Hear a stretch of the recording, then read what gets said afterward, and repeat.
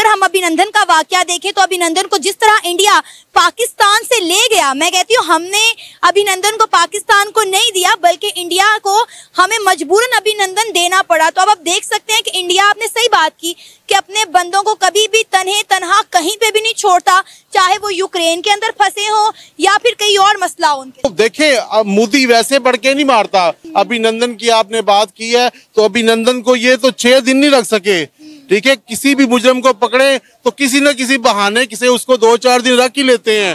कोई इमरान खान को पकड़ा हुआ है, उसको भी रख ले दिया, और इन्होंने तो मिनटों सेकंडों में छोड़ा है, पता नहीं कितने प्रेशर में थे। ठीक है, अब यही कोई बंदा इंडिया का गायब होता है।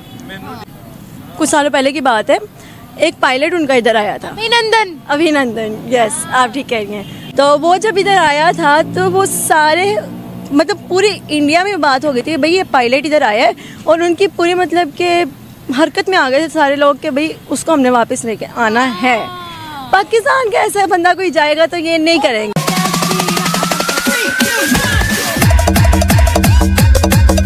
इंडिया के प्राइम मिनिस्टर नरेंद्र मोदी की आज ही डिप्लोमेटिकली बहुत बड़ी जीत है कि इंडिया के प्राइम मिनिस्टर नरेंद्र मोदी ने अपने इंडियन नेवी के 8 ऑफिसर्स को मौत के मुंह से बाहर निकाला है।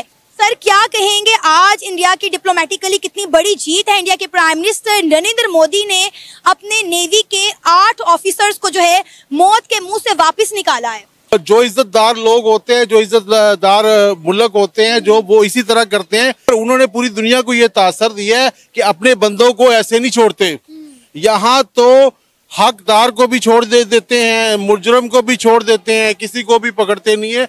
तो ये बहुत बड़ी इंडिया की जीत है, और मतलब है कि उन्होंने पैगाम दिया है हमें। तो देखें, मोदी वैसे बढ़ के नहीं मारता। अगर हम अभिनंदन का वाकया देखें तो अभिनंदन को जिस तरह इंडिया पाकिस्तान से ले गया, मैं कहती हूँ हमने अभिनंदन को पाकिस्तान को नहीं दिया बल्कि इंडिया को हमें मजबूरन अभिनंदन देना पड़ा। तो अब आप देख सकते हैं कि इंडिया, आपने सही बात की कि अपने बंदों को कभी भी तन्हे तनहा कहीं पे भी नहीं छोड़ता, चाहे वो यूक्रेन के अंदर फंसे हो या फिर कहीं और मसला हो उनके साथ।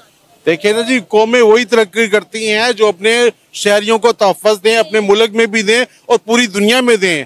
अपने मुल्क में चलो इंसान घर में भूखा भी सो जाता है, मगर दूसरे मुल्कों में ज्यादा देनी चाहिए। हमारे पाकिस्तानी सफारत खानों में लोग रुल रहे हैं, बाहर के मुल्कों में कोई उनकी सुनवाई नहीं होती है, ठीक है। ना पाकिस्तान में पाकिस्तानियों का कोई हाल अच्छा है, ना पाकिस्तान से बाहर पाकिस्तानियों का कोई हाल अच्छा है। तो उन्होंने मतलब बहुत बड़ा काम किया है, और अप्रिशिएट करते हैं मोदी को कि इसी तरह शायद हमारे भी हुक्मरानों को शर्म आए। हमारी भी आफिया सिद्दीकी है, और उसके अलावा कई हैं। अभिनंदन की आपने बात की है तो अभिनंदन को ये तो 6 दिन नहीं रख सके, ठीक है। किसी भी मुजरिम को पकड़े तो किसी न किसी बहाने किसी उसको 2-4 दिन रख ही लेते हैं। कोई इमरान खान को पकड़ा हुआ है, उसको भी रख ले दिया। नवाज शरीफ को पकड़ा, कोई भी मुजरिम पकड़े ना तो उसको 2-4 दिन मेहमान नवाजी करते हैं, और इन्होंने तो मिनटों सेकंडों में छोड़ा है, पता नहीं कितने प्रेशर में थे, पता नहीं इन्होंने उनसे माफी भी मांगी होगी कि हमने आपसे गलती से इसको गिरा दिया, भाई साहब इसको ले जाओ, हम नहीं इसको संभाल सकते। तो आप देखें ना कि इंडिया के जो ताल्लुकात है दूसरे ममालिक के साथ कितने अच्छे हैं। अगर हम बात करें कतर के साथ, तो इंडिया की कतर के साथ 15 अरब डॉलर की ट्रेड है, जिसमें से मैं कहूँ तो 13 अरब डॉलर का इंडिया दोबारा कतर से तेल ही खरीद लेता है। देखें, पहले भी मैंने कहा था, पाकिस्तान जब से बना है पाकिस्तान ने चीटिंग ही की है। कोई इन्होंने किसी अदारे को नहीं चला सकते ये, ठीक है। इंडिया ने अब 15-20 साल से बहुत तरक्की कर रहा है। अब ये लोग कहते हैं जी उसकी तारीफें करते हो, भाई क्यों ना करें। शायद हमारे हुक्मरानों को शर्म आ जाए, कोई इधर भी कोई दूध की नहरें बेच दें, ठीक है। हमें बेसिक कोई नीड ना दें। हर पाकिस्तानी अपनी कमा के खाता है, कोई भी गवर्नमेंट किसी को कुछ नहीं देती है, ठीक है। हर बंदा अपना काम करता है, इवन सरकारी मुलाजम है, इवन कोई भी महकमा है, सारे अपना काम करते हैं। तो सारा काम करते हैं। अभी मैं रिसेंटली कराची से आया हूँ, रात को पहुंचा हूँ। यकीन करें रेलवे का इतना बुरा हाल है कि पैसे दे के, डबल पैसे दे के भी आपको ना आराम मिलता है, और वहाँ पर 5-5 हज़ार इंडिया में ट्रेनें चल रही हैं और यहाँ का कोई निज़ाम ही नहीं है। और कल को पाकिस्तान को कुछ हो जाए किसी को कोई फर्क नहीं पड़ना, क्योंकि वापस ये अभी भी मुल्क वैसा हुआ ना हुआ एक बराबर है दूसरी कंट्रीज के लिए। यानी हमारी एग्जिस्टेंस मैटर नहीं करती है, क्योंकि हमारी कोई तरक्की नहीं है, हमारे किसी चीज में कोई वो पार्टिसिपेशन से नहीं है। कंट्री पावरफुल कंट्री है, एटॉमिक पावर है हमारे पास, फिर भी इम्पोर्टेंस नहीं है। इम्पोर्टेंस नहीं है क्योंकि उन्हें पता है कि कुछ भी नहीं कर सकते हैं। एक बॉम्ब होना थोड़ी जरूरी होता है, चलाने के लिए हिम्मत भी तो चाहिए जाना। उन्हें बात कर दी है, हिम्मत नहीं है क्या हम में? हिम्मत नहीं है। हिम्मत इस तरह थोड़ी होती है कि वही ताकतवर है, बॉम्ब पड़ा हुआ है, लेकिन हमें पता है कोई हम पे एक हमला कर देता है, हम उसके अगेंस्ट हमले नहीं कर सकते। क्यों? क्योंकि हमें पता है कि हमारे पास पावर नहीं है। क्या बात कर दी आपने। हमने 28 मई को चागे के पहाड़ों पर एटॉमिक ब्लास्ट करके हमने दुनिया को बताया था कि हम न्यूक्लियर पावर है। आप कह रही हैं हिम्मत नहीं है? अब की बात है ना, बदल गया है सब कुछ। डंके की चोट पे काम करवाया है। सही बात है। देखिए अब मेरी बात सुने, अब जो इलेक्शंस हुए हैं वो तो सबके सामने ही हैं। पाकिस्तान में इतनी अफरा तफरी है, कुछ भी मतलब आपको सही क्लियर कट नज़र ही नहीं आ रहा। ठीक है, अब यही कोई बंदा इंडिया का गायब होता है।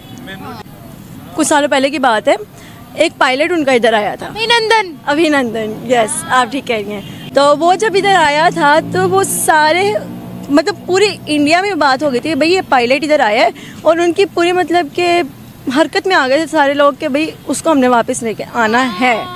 पाकिस्तान का ऐसा बंदा कोई जाएगा तो ये नहीं करेंगे। करते हुए हम अपने मुल्क को आग भी लगा देंगे, जैसे कि ये हुआ भी है। आपके पीछे हुकूमत एक 9 मई का वाक़या, आपके कमांडर के घर को जब आग लगा दी गई थी। मतलब वो ठीक है, आप जिसको मर्जी सपोर्ट करें, लेकिन ये डजंट मीन कि भाई आप अपने घर को आग लगा दें। घर में लड़ाई होती है, आप अपने घर को आग नहीं लगाते हो। वही तो कह रही हूँ, हम अपने घर को जलाना शुरू कर देते हैं। सब कुछ मिला जुला के हमारे भाइयों को सजाए मौत से उस लिस्ट से हटा दिया दोस्तों। लेकिन इसके पीछे एक चीज है, सिर्फ एक चीज है, नेशनलिज्म है। उसके पीछे प्राइड है जी। एक्सट्रीम केस है, डेथ पेनल्टी से सीधा रिलीज होकर के और इंडिया भी आ जाना। I mean it's not a small thing, और वो भी 3 से 4 महीने में। Only Modi ji can do it. जिसे कहते हैं मगर कैसे पॉसिबल है? बिल्कुल, मोदी जी हैं तो मुमकिन है। ये तो खैर पाकिस्तान में भी बहुत से लोग कहते हैं कि, लेकिन ये तो मोदी जी ने जैसे कहते हैं चमत्कार ही दिखा दिया कि एकदम आप समझे उनको डेथ पेनल्टी मिली थी और उधर से वो अब भारत भी पहुंच चुके हैं। आपके ख्याल से कैसे पॉसिबल हुआ ये सब? है ना, तो अगर हम प्रधानमंत्री मोदी जी के कुशल नेतृत्व के द्वारा के अलावा किसी और चीज को श्रेय देंगे, सबका इसमें श्रेय होगा। जो वहां के हमारे लॉयर्स रहे होंगे, जो कतर के लोकल लॉयर्स रहे होंगे, वहां पे इंडियन एम्बेसी रही होगी, काउंसलेट रहा होगा, सबका कंट्रीब्यूशन है। बट ये तो ऑर्डर मिल गया होगा कतर के जो अमीर हैं उनके द्वारा ना, कि भाई देखो अब ये तो चलो। इसीलिए इंडिपेंडेंट जुडिशरी और एक राजशाही में अंतर होता है ना। So it's an order given by the emir, और हम इसका स्वागत करते हैं। वो जो डेथ सेंटेंस थी वो रिवर्स हो गई। Exactly. जो कि नहीं होता। कितनी बड़ी डिप्लोमेटिक विन है इंडिया की। नहीं, ये इसमें कोई शक नहीं है। देखिए जितनी भी डिप्लोमेट्स हैं, हर कंट्री को उनको अपना ख्याल रखना चाहिए, क्योंकि आपके एसेट्स होते हैं ना बेसिकली। तो ये इंडिया के लिए एक बड़ी विन विन सिचुएशन है माशाल्लाह के अपना उन्होंने एक मतलब बैक किया इतना अपने डिप्लोमेट्स को, और उन्होंने उसको आज़ादी दिलवाई। हालांकि वो कतर में भी बीइंग ए मुस्लिम अगर देखा जाए तो हमारे लिहाज से वो बड़ा अच्छा एक स्टेप था कि अगर इस तरह की कोई आपको दरअंदाजी होती है आपके मुल्क में तो डेफिनेटली उसको सेंटेंस मिलना चाहिए। डेथ सेंटेंस दिया या जो भी उनकी अदालत के साथ था। लेकिन इंडिया के प्रैक्टिस वगैरह देखें तो डेफिनेटली एक अच्छी उनकी स्ट्रेटजी है।